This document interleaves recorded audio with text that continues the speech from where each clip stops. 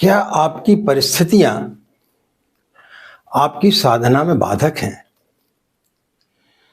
क्या आपकी परिस्थितियां आपको साधना करने में, ध्यान करने में या पूजा पाठ करने में बाधा उत्पन्न करती हैं?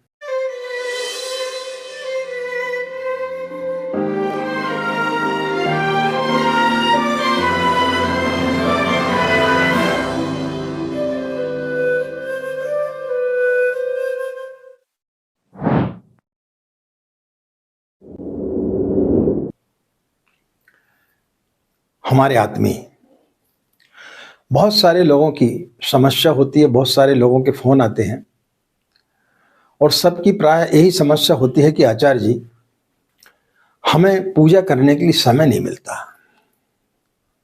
हम समय नहीं निकाल पाते हैं। ये कितनी बड़ी बेईमानी वाली बात है। यदि आप किसी से पूछें तो ये बड़ी हास्यास्पद बात लगेगी।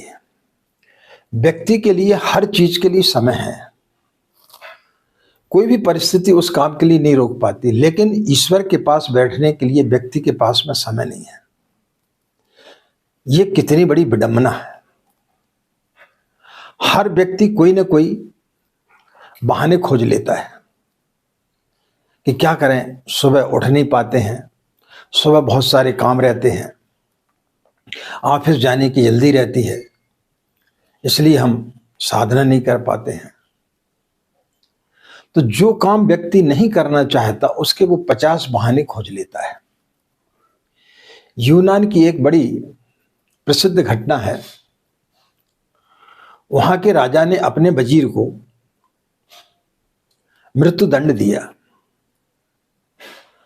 सुबह होने की थी, धीरे धीरे उसके घर में, वजीर के घर में उसके मित्रों का आना प्रारंभ हुआ था। दोपहर होते होते राजा के सैनिकों ने उसके घर को चारों तरफ से घेर लिया और उसके घर के अंदर संदेश भेजा गया कि आज शाम को 6 बजे आपको मृत्युदंड दिया जाएगा। बहुत सारे मेहमान उसके घर में आए हुए थे। सभी लोग हतभ्रम रह गए। पत्नी रोने लगी, बच्चे रोने लगे। शायद उसका उस दिन जन्मदिन था, इसलिए बहुत सारे उसके इष्ट मित्र आए हुए थे। संगीत वादक भी अपनी वीणा लेकर के अंदर आ रहा था। अचानक उसके अंदर जो उत्साह था वो सब ठंडा पड़ गया। वीणा को एक जगह रख दिया। सारे लोग निराशा से डूब गए। उस वजीर ने अपने मित्रों से कहा कि क्या हुआ, आप लोग इतने उदास क्यों हो गए हैं? बोले अभी अभी आपको सूचना आई है कि राजा के द्वारा आज शाम को आपको मृत्युदंड दिया जाएगा। तो बोले शाम को दिया जाएगा ना, अभी तो शाम को 6 बजने में बहुत समय है। तो जो समय हमारे पास में है उसके लिए हम अच्छे तरीके से क्यों न जिए। ये राजा का बड़ा हमारे ऊपर उपकार है, वो चाहता तो अभी मृत्युदंड दे सकता था, लेकिन शाम को 6 बजे का दिया है, उसका मैं धन्यवाद करता हूं। और हमारे पास जो समय है उस समय का हम सदुपयोग करेंगे। जो कार्यक्रम चल रहा है वो वैसे ही चलेगा और बल्कि और ज्यादा उत्साह के साथ चलेगा, क्योंकि शाम को 6 बजे मुझे विदा हो जाना है। फिर आप लोगों से भेंट हो पाई या नहीं हो पाई, फिर कोई स्थिति ही ऐसी नहीं बनती है कि आप लोगों से दोबारा मिलन हो पाएगा। लेकिन आज राजा की कितनी बड़ी कृपा है कि मेरा आज जन्मदिन है और आज जितने सारे लोग मेरे मित्र यार थे वो सब के सब आज मेरे घर पर आए हुए हैं। मेरा परिवार भी यहाँ पर मौजूद है। अब कभी ऐसी स्थिति होती कि मेरा परिवार ही मौजूद नहीं होता, आप लोग नहीं होते और मेरी मृत्यु हो जाती, लेकिन यहाँ तो मुझे पता है कि आज शाम को 6 बजे मेरी मृत्यु होने वाली है। तो क्यों ना इसे और अच्छे उत्सव के रूप में मनाया जाए। दावत चालू हुई, वीणा का वादन चालू हुआ। गाना बजाना हुआ, नाच गाने हुए। धीरे धीरे ये बात राजा के कानों तक पहुंची कि जिस वजीर को आज मृत्यु दंड दिया जाना, उसके घर में उत्सव हो रहा है, उसके अंदर मृत्यु नाम का कोई भय नहीं है। तो वो भी देखने के लिए आया। उसने देखा कि सभी लोग जो है पार्टी कर रहे हैं, महफिल सजी हुई है। बाकी लोग तो उदास थे, लेकिन वो जो वजीर है वो बड़ा प्रसन्न था। राजा उसके पास से पहुंचे, बोले तुम पागल हो गए हो क्या? बोले क्या हुआ साहब? बोले आज शाम को तुम्हें मृत्यु दंड दिया जाना है, क्या तुमको इस बात की खबर नहीं मिली? बोले हाँ खबर मिली है। तो बोले फिर इतना उत्सव? बोले नहीं, मैंने तो इस उत्सव को और ज्यादा बढ़ा दिया है कि अब शाम होने को है और मुझे मृत्यु दंड होने वाला है, मेरा अंतिम समय आ गया है, तो क्यों ना इस क्षण को अच्छे तरीके से जिया जाए। राजा ने जब उस वजीर के चेहरे को देखा, उसके अंदर किसी प्रकार का भय नहीं था। उसने देखा कि ये व्यक्ति तो जीना सीख गया है। इतना शानदार व्यक्ति मेरे राज्य में और कौन हो सकता है? तो ऐसे व्यक्ति को यदि आज मैं मृत्यु दंड दूंगा तो ये मेरे लिए बहुत ही गलत होगा। तो उसने उस वजीर से बोला कि मैं अपनी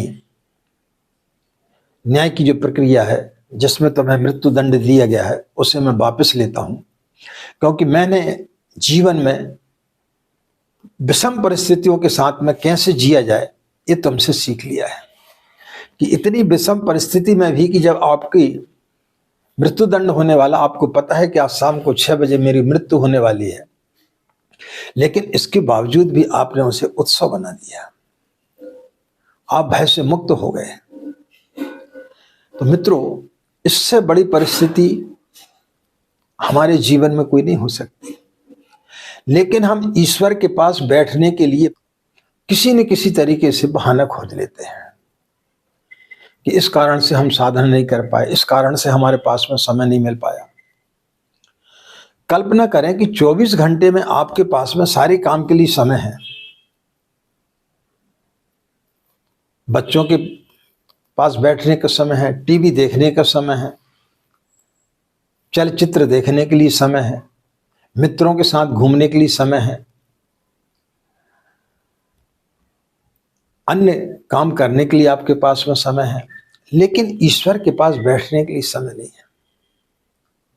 क्या हम 24 घंटे में 2 घंटे का समय ईश्वर के लिए नहीं निकाल सकते? हम जो चीज में हमारा मन नहीं लगता है, जो चीज हम नहीं करना चाहते, उसके लिए व्यक्ति 50 बहाने खोज लेता है और हम उसी प्रकार से बहाना खोजते जाते हैं कि किसी प्रकार से कोई बोल दे कि हाँ ठीक है, कोई बात नहीं, ऐसा नहीं करने से कोई फर्क नहीं पड़ता, तो हम उस बहाने को खोजना चाहते हैं। लेकिन जो व्यक्ति करना चाहता है वो उन परिस्थितियों को अपने ऊपर हावी नहीं होने देता। हमने 1981 में पूज्य गुरुदेव से दीक्षा ली थी। उसके बाद जब हमने अपने पुरुष चरण चालू किए तो हमारे जो मित्र थे, जिनके साथ में हम व्यापार करते थे, वो हमेशा हमें टोका करते थे कि भाई अभी आपके पास में बहुत समय है, अभी तो आप यंग हैं, 35-40 साल की उम्र है आपकी, तो फिर इतनी लंबी साधना उपासना आप क्यों करते हैं? तो मैं बोला कि मैं जिस समय साधना उपासना करता हूं, ना तो वो मेरे बीवी बच्चों का समय होता है, ना आपका समय होता है, ना व्यापार का समय होता है। तो बोले ये सब काम तो जो है आदमी को वृद्ध अवस्था में करने चाहिए। अब आप कल्पना करिए कि जब हमारी उम्र आज 72 साल की है, क्या हम उतने कठिन उपवास कर सकते इस समय, या उतनी कठिन साधना कर सकते? नहीं कर सकते। तो जब व्यक्ति के पास में समय होता है, उस समय वो बहाना खोज लेता है कि अभी क्या करना पूजा पाठ करके, अभी मंदिर जाके क्या करना है। तो जो काम व्यक्ति नहीं करना चाहता उसके लिए 50 बहाने खोज लेता है, और साधना करता भी है तो हमेशा रोते रहता, हमेशा भिखारियों के समान कुछ ना कुछ मांगते रहता, उसकी डिमांड कभी खत्म होती ही नहीं है। हमें ईश्वर क्या क्या दे रहा है इस ओर हमारा ध्यान ही नहीं जाता है। एक महिला थी, वो गायत्री मंत्र का जाप किया करती थी। एक दिन उसका बच्चा छत से नीचे गिर गया। कुछ ही समय पहले उसका ऑपरेशन हुआ था। ज्यादा चल फिरने के लिए डॉक्टर ने मना किया था, लेकिन जैसे ही बच्चा छत से गिरा, वो बदहवास होकर के दौड़ी और बच्चे को अपनी गोदी में उठाया। बाहर निकली, कोई टैक्सी, कोई ऑटो नहीं मिला। वो दौड़ते हुए 2 किलोमीटर तक अस्पताल पहुंची, बच्चे को एडमिट किया। 2 दिन बाद उसको बच्चे को होश आया। कुछ दिन बाद वो ठीक हो गया। वो अपने बच्चे को घर में लेके आई। एक दिन वो रसोई घर में खाना बना रही थी और उसके मन में विचार आया कि हे गायत्री माँ, हे गुरुदेव, मैं इतनी सेवा करती हूँ, मैं इतनी साधना उपासना करती हूँ, लेकिन मेरे साथ इस प्रकार से घटना क्यों घट जाती है। अभी अभी मेरा ऑपरेशन हुआ था, डॉक्टर ने चलने को मना किया था, मेरा बच्चा छत से ऊपर गिर गया, वो तो पता नहीं कैसे बच गया। जब वो रात्रि में सोई तो उसको गुरुदेव ने दर्शन दिए और बोला कि तुझे पता है, जब तेरा बच्चा छत से नीचे गिरा उसके 1 दिन पहले तेरा जो मकान बन रहा था वहां बड़ी बड़ी लोहे की राडें पड़ी हुई थी, ईंटें पड़े हुए थे, लेकिन तूने उसी दिन साफ कराया था और साफ कराने के बाद ही वो बच्चा नीचे गिरा। तेरा ऑपरेशन हुआ था, डॉक्टर ने तेरे को चलने के लिए मना किया था, तू चलने में भी घबरा रही थी, लेकिन तेरे को 2 किलोमीटर तक मैंने दौड़ा दिया, तेरे अंदर के उस भय को खत्म कर दिया। तेरा बच्चा यदि 1 दिन पहले गिरा होता तो उन लोहे की राडों के ऊपर गिरा होता तो उसका जीवन बचना मुश्किल था, लेकिन ये सारी व्यवस्था मैंने तेरे लिए बनाई और तू आज मुझसे शिकायत कर रही है कि तुझे कुछ भी नहीं मिला। तब उसे एहसास हुआ कि सचमुच में यदि 2 दिन पहले मैंने उस सामान को नहीं हटाया होता, उस समय क्या स्थिति होती। मेरे कमर का ऑपरेशन हुआ था, मैं चलने से डर रही थी, लेकिन मैं 2 किलोमीटर तक मुझे गुरुदेव ने दौड़ा दिया। तो ईश्वर हमें किसी न किसी रूप में देते रहता है, लेकिन हम भिखारियों के समान मांगते रहते हैं। हमारी डिमांड कभी खत्म होती नहीं है और ईश्वर के पास बैठने के लिए किसी न किसी रूप से हम जो है बहाना बनाते रहते हैं कि हमारे पास तो समय नहीं। समय उन्हीं लोगों के पास में नहीं होता जो करना नहीं चाहते हैं, लेकिन जो करना चाहते हैं और जो संकल्पित हो जाते हैं। कहावत है कि आप जब किसी चीज को पाना चाहते हैं तो सारी कायनात उस चीज को दिलाने में आपको लग जाती है, आपका सहयोग करना चालू कर देती है। तो जब आप साधना करते हैं तब फिर सारी परिस्थिति आपके अनुकूल हो जाती हैं। आपको जब नींद आती है तो नींद आने के बाद में न व्यक्ति अमीर रह जाता है न गरीब रह जाता है, उन सब परिस्थितियों से मुक्त हो जाता है। आपने हवाई जहाज को देखा, जब हवाई जहाज ऊपर जाती है तो जमीन, बादल सबके ऊपर पहुंच जाती है। इसी प्रकार से जब व्यक्ति साधना करता है तो वो सारी चीजों को छोड़ देता है, सारी चीजों से मुक्त हो जाता है, बीवी बच्चों से सबसे मुक्त हो जाता है। साधना का नाम ही है कि जो समस्त बाहर की चीजों से आपको मुक्त कर दे, और जिस दिन व्यक्ति इन सब चीजों से मुक्त हो जाता है उस दिन वो ईश्वर के निकट पहुंच जाता है। लेकिन हमारे साथ क्या होता है कि सूर्य निकलता है, सांझ हो जाती है, पानी गिरता है, मौसम बदलते रहता है, लेकिन हम वहीं के वहीं खड़े हैं। प्रकृति हमेशा हर क्षण बदल रही है, लेकिन हम वहीं के वहीं खड़े हैं, हम उसी उलझन में उलझे हुए हैं। तो जिस दिन आप उन उलझन से मुक्त हो जाएंगे